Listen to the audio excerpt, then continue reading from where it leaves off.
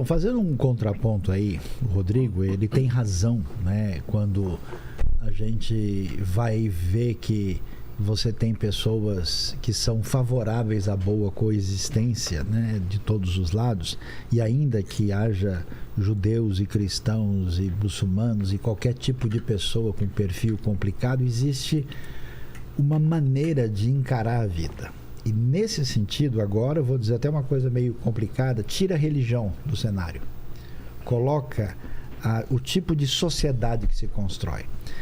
O que a tradição judaica no Estado de Israel tem a oferecer hoje é algo com que eu concordo. Você tem liberdade, você tem democracia, você tem convivência. Em Israel falam 62 línguas. Há um problema que a mídia... Israel fala, desculpa. 102 línguas. Nossa. Você tem judeus da Etiópia, judeus da Índia com cara mongólica, você tem judeus de Nova York, judeus da Europa Oriental, e eles vêm falando as línguas de onde eles vieram. Você tem minoria drusa, você tem minoria Bahá'í, você tem o Yiddish e até ladino, e você tem judeu misraíta que fala aramaico. Eu peguei um táxi em Jerusalém, o cara tava falando lá, shalom, Ravera, kolbesed, manishmata, ezesafata medaber, ani aramite. Aramaico é a língua de quem? Aramaico é a língua que foi escrita uma parte do Antigo Testamento e é a língua comum nos dias de Jesus. Ah, é? É. O cara veio do Iraque. Nossa. E aí você tem são pouquíssimos no mundo que já falam aramaico. Mas pegar um taxista que fala aramaico. Quando fala siríaco, é a mesma coisa. Pouquíssimos falam.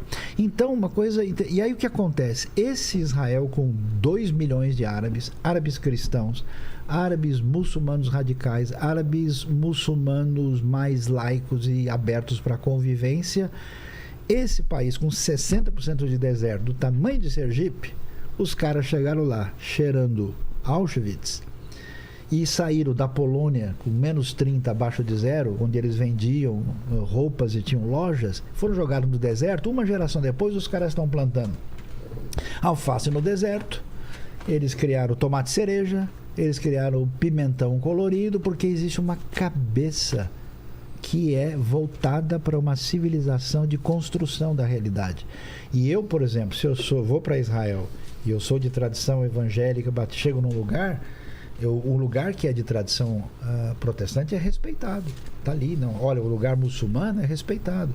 O lugar judaico é respeitado. O lugar católico é respeitado.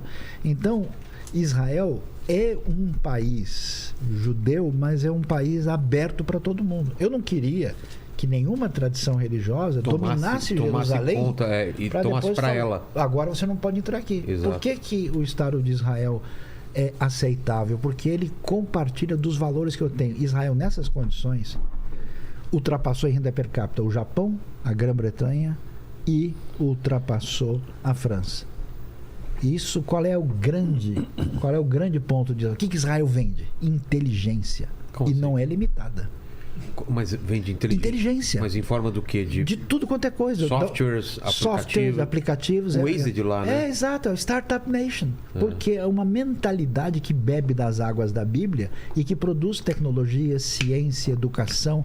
É um outro tipo de mentalidade. Então, assim, eu acho, tira propriamente, se a gente quiser aqui falar da teologia, o resultado civilizatório é favorável. Nesse sentido, eu tenho amigos árabes, tenho amigos palestinos, e eu vou dizer uma coisa para vocês. Esse pessoal sofre, mas sofre por quê? Principalmente pelo tipo de ensinamento equivocado que eles receberam. Foram ensinados a odiar, foram ensinados a não construir. E olha, gente boa, de coração. Eu já comi na casa de árabes palestinos em Jerusalém, que eles me trataram como se eu fosse um irmão da família. Mas essa gente de bom coração, os judeus, pode ser que tenha, na sua vasta maioria, não odeiam os árabes. Não tem nenhum problema contra eles. Claro, são diferentes. Não quer o extermínio da... Não, isso é bobagem. Sempre tem maluco para tudo. É claro. Né? Mas assim, não é essa a proposta. Claro, existe. Eu tenho um amigo árabe, né, que é de Jerusalém, e eu falei para ele, amigo, vamos lá, vamos conversar aqui. Me explica o que acontece aqui. Ele falou, não tem conflito entre o judeu e árabe. Ah, não? Eu falei, não. Que conflito que tem? Entre quem não quer a paz com o outro que não quer a paz. A maioria Exatamente. dos judeus e dos árabes é o ódio. querem. O Por ódio exemplo, ensinado. a gente vai para Israel, aí o pessoal fala, nossa, o negócio lá é pesado. Não é. É seguro. Você tem um motorista árabe trabalhando com guia judeu, a gente vai ali no restaurante do Salim, a gente vai Salim, como é o no sobrenome Jacó. Então, exatamente. Eu acho engraçado, por exemplo, eu faço zoeira com o pessoal. A gente sai de Israel e entra na Palestina, vai em Jericó. Aí fala, pessoal, cuidado, hein? Nós estamos entrando em Jericó. E aí, o que acontece aqui? Nós estamos aí entrando na Palestina. E aí? Não tem nada. Não muda. Que tem? Não tem ninguém na fronteira, tá aberto.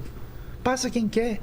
E olha, eu não devia dizer isso, mas eu vou dizer. Chega em Jericó, o cara que recebe a gente, recebe com a camisa do Corinthians. É mesmo? É o Walid, não? A turma do Walid. Do Walid. Aquele pessoal lá. E eles são muito queridos, viu? E a melhor tâmara... Desculpe, Rabino. A melhor tâmara está na Palestina, está em Jericó. Recebemos aqui. Recebeu aquela ali aqui, não né? tem. Então, assim, a galera muito cria bom. tempestade em copo d'água. A maior parte das pessoas são de boa. Exato. Eles não têm, assim... Teve 2 convidados aqui da Palestina, trouxeram tâmaras pra gente, trouxeram... São muito gostosos. Eles são muito receptivos. Eles têm essa questão. E temos que lembrar o seguinte, eles têm ainda um aspecto daquele patriarcal lá da época de Abraão, de tratar bem a hospitalidade. E esse pessoal que ele falou são palestinos lá, o Walid, esqueci o nome o Burak, que é o Einstein, que é o dono que até o nome dele, acho que se não me engano, é Burak, se eu não me engano. Acho que não é Burak, é alguma coisa parecida com isso. Ele parece o Einstein, sabe? Não sabe o que fazer. E você chega lá, eles começam a te colocar banana dentro da sacola para você levar, aquela coisa toda. Eu queria pedir licença só para ler uma passagem da Bíblia que parece que foi escrito no jornal de ontem. Vocês falaram de Waze aí, das coisas de Israel. Um dos pontos, Vilela, que você vai ter a oportunidade de conhecer é o Negev, é o deserto. E você vai ver. Não vai falar que na Bíblia tem o Waze, né? Então Jesus ficou perdido no deserto. Quando os arqueólogos não encontram nada, eles falam aqui que é wireless. Mas olha o que diz. Em Ezequiel capítulo 36, eu vou ler só alguns versos. Vou ler o verso 19. Tem uma profecia da restauração de Israel. Isso foi escrito por volta de 580, 590 a.C. aproximadamente. Ezequiel? 593 a 571. Né? 571. E ele fala assim, olha o que Deus fala assim: eu dispersei o povo de Israel entre as nações e foram espalhados por outras terras. É interessante que a poesia hebraica, ela não é por rima. Ela tem a métrica, mas a rima dela ela é mais um paralelismo de ideias. É como se eu falasse assim: a menina é bonita e inteligente, uma garota esperta e charmosa. Entendi. Eu falei a mesma coisa com palavras diferentes. E toda vez que você lê no texto hebraico algo em forma de prosa, tem a sua importância. Mas quando o profeta muda e começa a falar em poesia, a importância aumenta. No livro de Daniel, seu xará, toda vez que Daniel fala das coisas da terra, ele fala em prosa. Quando ele passa a falar do santuário celestial, das coisas do céu, ele fala em poesia. Entendi. E aqui o Ezequiel está falando em poesia. Eu os dispersei entre as nações, foram espalhados entre outras terras. Aí ele fala o seguinte: quando chegaram às nações de onde foram, profanaram o meu santo nome, por isso eu puni Israel. Mas Deus fala: eu vou trazer vocês de volta para a sua terra. E quando Deus fala que ele vai trazer, ele fala o seguinte: eu vou fazer desse deserto uma cidade. E ele coloca assim: assim diz o Senhor, no dia em que eu purificar todas as suas iniquidades, então farei com que as cidades sejam habitadas, as ruínas sejam reconstruídas. A terra que estava abandonada será cultivada. Deixará de ser um lugar abandonado aos olhos de todos os que passam. Então se dirá: esta terra abandonada ficou como o jardim do Éden. As cidades que estavam desertas, abandonadas e em ruínas, estão fortificadas e habitadas. E é interessante que eu gosto muito de fazer isso aqui, Sayão, quando está ali no Negev, Daniel. Eu abro o livro de Ezequiel porque ele começa assim: ó profeta, profetiza para os montes Seir. E Israel, na verdade, em termos geológicos, é um corredorzão. Você tem uma cadeia de montanhas aqui, uma cadeia de montanhas aqui, aquela falha no meio aqui, que é um vale. Sei. Tá certo? Então, quando você está lá no deserto, você olha para um lado... Dois lados. Olha para os dois lados. Se você estiver subindo para o norte, legal. À sua esquerda, você está vendo os montes Seir, que são a Jordânia. E à direita, você está vendo os montes de Judá. E aí o profeta fala: vira agora o teu rosto para o Monte Seir e profetiza contra ele. Agora vira o teu rosto para cá e profetiza. E aí, a coisa que mais me admira são os brasileiros que ficam assim: gente, mas isso aqui é deserto?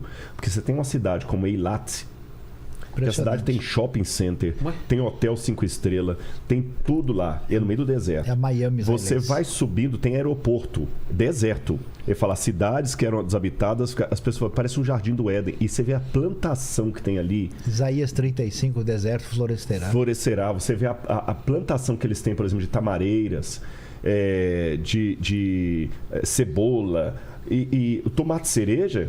Foi invenção israelense. Ah, é? Sim. O gotejamento... São 12 prêmios Nobel. Tudo foi ali pertinho. Tem abacate delicioso. Abacate, chocolate. Eles têm vacas ali, Tem o Yodvatá. Yodvatá? É um kibbutz. Só voltar para lá. Talvez eu vou explicar o que é kibbutz. Quer mais uma? Tá bom, depois. Até bom, o Sayão e Daniel, não sei qual de vocês, muita gente às vezes não sabe o que é kibbutz e fala muito kibbutz. É verdade. Talvez Ô Vilela, eu ia pedir a um deles aqui para explicar o que é o kibbutz. Por favor.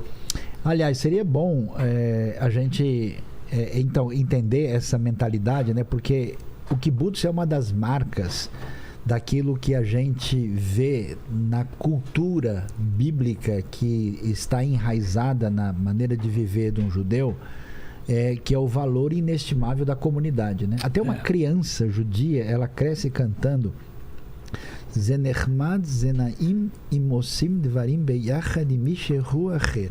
É lindo, é maravilhoso quando a gente faz alguma coisa junto com outra pessoa. Então, esse senso de fraternidade e comunidade fez com que Israel tivesse o único tipo de socialismo que deu certo. Eu estava com medo de falar isso em apedrado, ainda bem que você falou.